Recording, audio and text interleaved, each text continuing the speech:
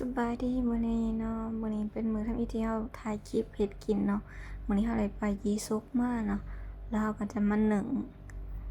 กินตามภาษาคนขี้แพะเนาะเราได้ปลามาเราก็จะมาซกเก็ตเนาะซอกเก็ตให้หมดเลย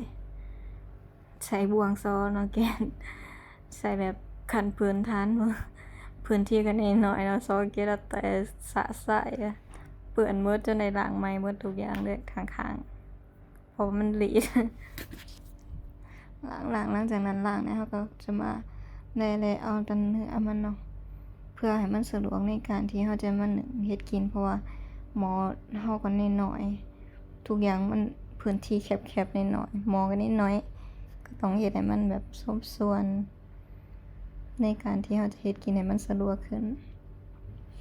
แล่จนว่าหมดเรียบร้อยเนาะแล้วเขาก็แบ่งส่วนคั่วทุกอย่างแล้วก็แบ่งส่วนมีดแล้วก็นิดน้อยก็บ่เข้าก็บ่พอบ่เข้าปาดขี้ปลาก็ยังบ่ได้อือต้องคอยตัดหางบ่ได้ซ้ำมันงะหัวมันอีกน้อยได้น้อยหนึ่งต้องใช้สากกระเบือในการตัดหางอะทุบให้มันได้แห้งเขาก็จะมาล้างเนาะนั้นจากล้างเสร็จเรียบร้อยก็มาเขี่ยพวกเศษเกล็ดปลาต่างๆจนเรียบร้อยแล้วเขาก็ทำเฮ็ดการปรุงบัดนี้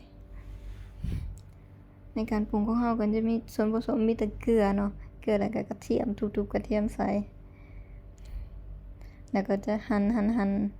เพราะว่าปลายีสกเป็นปลาที่กลางได้ก็ต้องหั่นเฮ็ดให้กลางมันขาด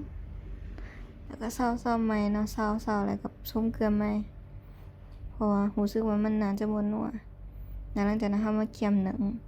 ตั้งข้างหม้อนึ่งมานี่โดยการส่วนเครื่องหอมเราก็จะมีขิงมีสิงไข่แห้งๆเนาะตามภาษาอยู่ห้องเซา